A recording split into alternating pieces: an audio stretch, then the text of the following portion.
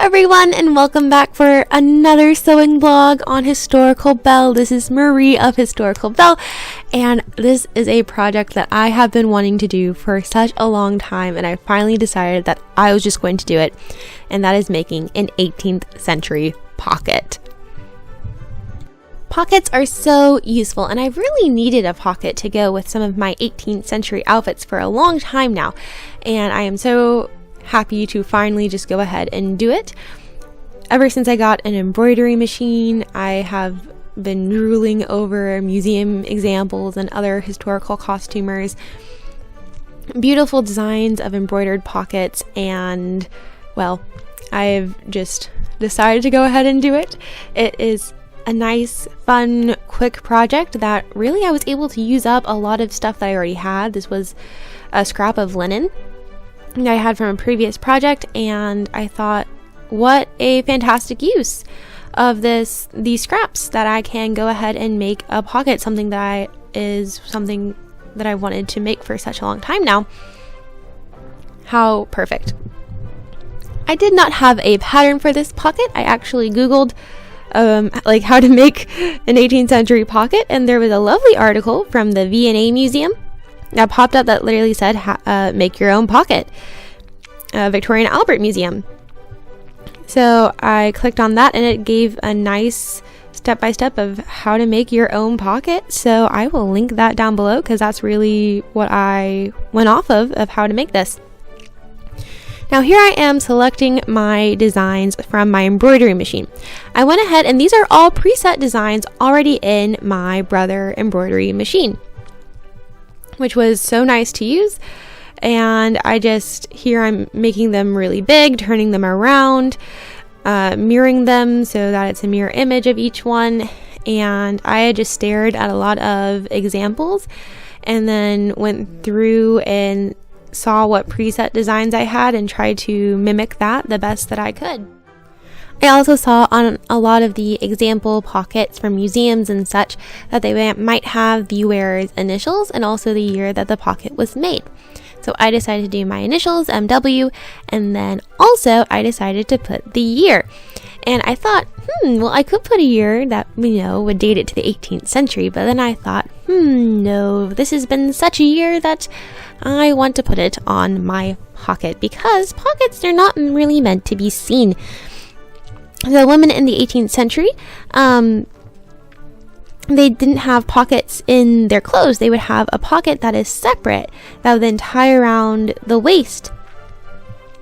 And it would be, over her under petticoat, but it would go on before she put on her final layers that you would be seen on the outside.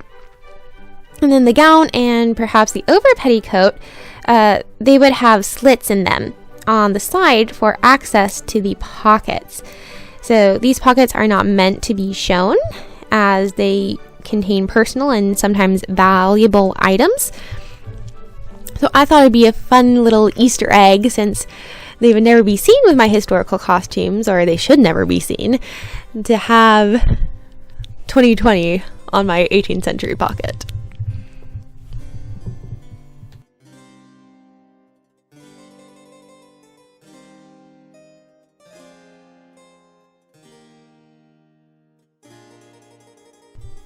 Here I am installing my embroidery hoop into my embroidery machine and getting all of that fabric situated and making sure it's laying nice and flat so that I can go ahead and thread the machine.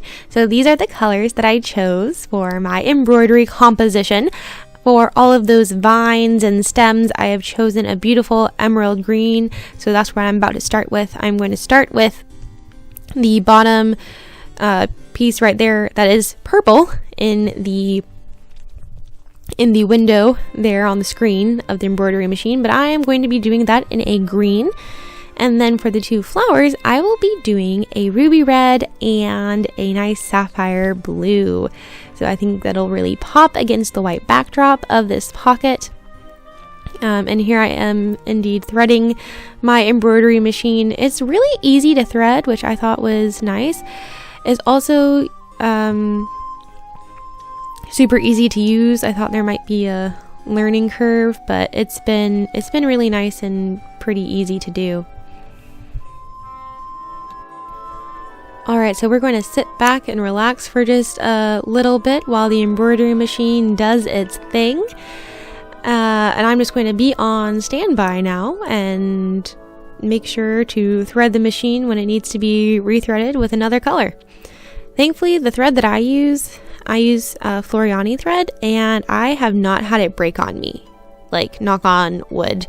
I have not had it break while I've been embroidering. So it's been nice. I've only had to change it when I actually need to change colors for flowers or something. I've not had the hard stopping experience of a thread breaking during the middle of a project. I honestly don't know I don't know what you're supposed to do at that point. So thankfully I have not had that happen. My machine and my thread's been great. And I hope it continues to do so. And ooh, look at that blue. Yes, this was a good decision.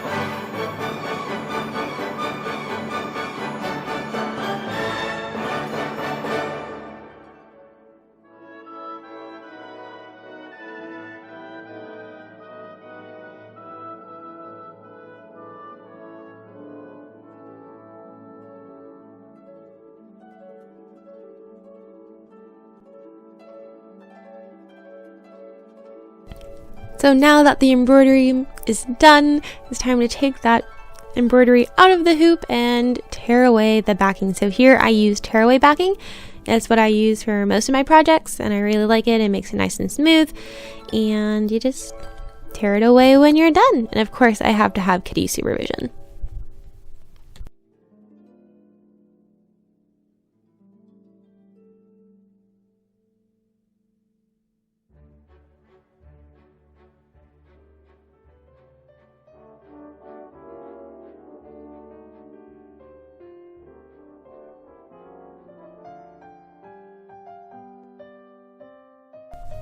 So now came the hard part of cutting out the pocket. So I don't have a pattern for the pocket. So I'm kind of winging it with my instructions from the V&A Museum, because they said that step 1 is to choose the shape. So there are a lot of different shapes of 18th century pockets, and that made me feel better about the shape of my pocket, is that no matter what I did, it would be historically accurate in that I did it by hand without a pattern. So the V&A says step 1, choose the shape. So the first step is to decide what shape you want your pocket to be. And they said that the Workwoman's Guide of 1838 shows us some of the traditional pocket shapes, and an easy way to make one side the same shape as the other is to fold a piece of paper in half and draw a half of hair shape. If you want 2 pockets, then cut 4 pieces. And then this is the part that made me feel best. Surviving pockets show us that many were not perfectly symmetrical in shape, so you can draw them freehand if you want. So that's what I did, and I felt good that surviving pockets show us that many were not perfectly symmetrical in shape, and that gave me the freedom to not feel bad about it possibly not being symmetrical, because it definitely probably isn't. But you know, that's part of making an 18th century pocket.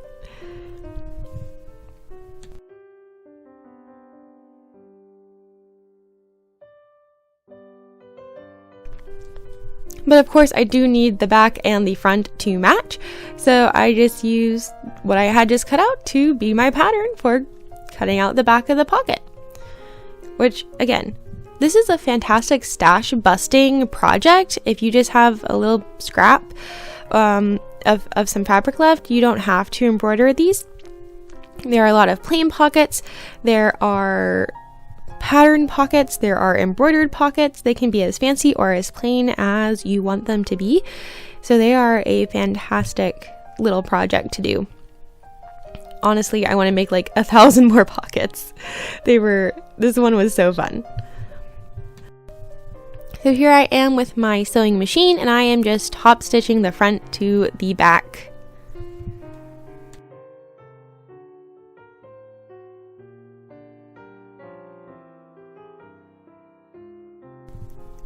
So now it is time to bind the pocket. So in sewing, binding is used as both a noun and a verb to refer to finishing a seam or hem of a garment, usually by rolling or pressing, then stitching on an edging or trim. So here we are going to be doing an edging. Sometimes you might use a linen binding or something like that.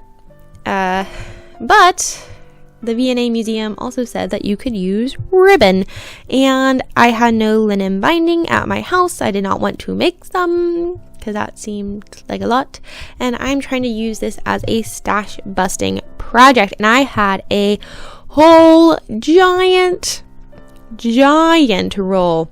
I still have it because it's so giant. Roll of white grosgrain ribbon. So I decided that this would be a perfect use for that. So here I am pinning on that white grosgrain ribbon around the seam that I just sewed on the outside of my 18th century pocket.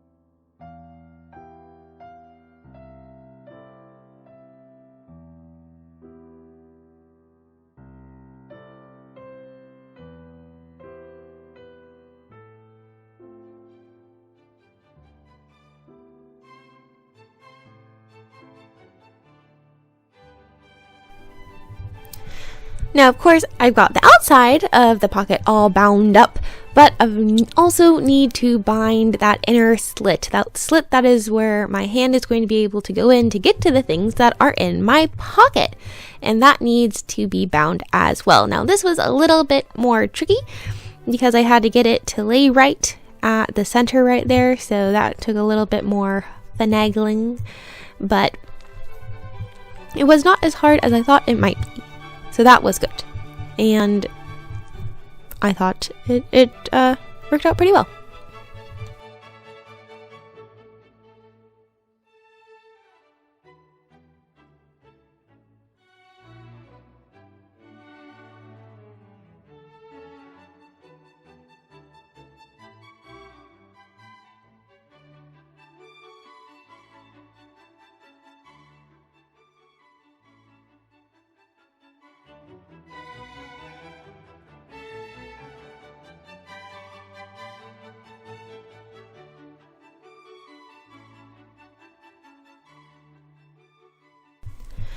Now it is time to sew on that binding, and I decided that I was going to hand sew on this binding because I looked at possibly running it through my machine, but I just did not think that it was going to give the binding the flexibility or the look that I really wanted it to have, and it would be near impossible to sew it on in the middle as fine as I wanted it to be. So I ended up hand sewing. I find myself doing more and more hand sewing these days. I used to be incredibly opposed to it, but now I am accepting it and actually even enjoying it. Like, I really enjoyed doing this, and I got to work on a new stitch that I have not been as familiar with, but I decided to do a back stitch around this binding. Now, a back stitch, it is defined as sewing with overlapping stitches. So that's like its dictionary definition. In historical sewing, a back stitch is one of the strongest of the stitches that you can use because it's overlapping stitches. So the way that you make a back stitch, you can see it a little bit there, is you actually form it by going backwards. So the stitches are made backwards to the general direction of sewing. So you do your first stitch to kind of like anchor it in, and then you go back, and you can kind of see there how I'm going back from where the thread is, and that thread ends up being where the thread comes up, it ends up being in the middle, and then I pull it and it forms the stitch behind it. So you form that stitch by going back, and it overlaps. You can see that especially on the back of the garment of how overlapping a lot of these stitches are, and that makes it really strong because you have overlapping stitches. But on the front you have a nice continuous line. It almost looks more like a machine stitch because it's straight and continuous in this line of a back stitch. So this was really the first time I had used a back stitch like this. I really liked using the back stitch. I thought I like the look on the front because it's nice and continuous. I like that it's going to be really strong, especially for the edges of a pocket where I'm going to load it down with super heavy things. It just made me feel extra secure, and I liked that.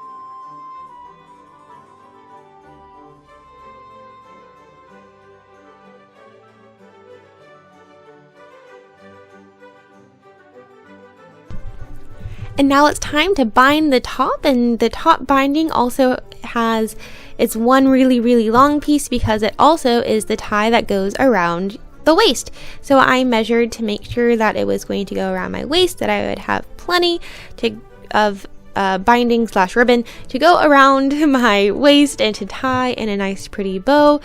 And I then made sure I pinched it in the center, and then I put that pinch where I pinched it in the center right there where that slit was, and then pinned it across the top, and then I'm going to backstitch that down too.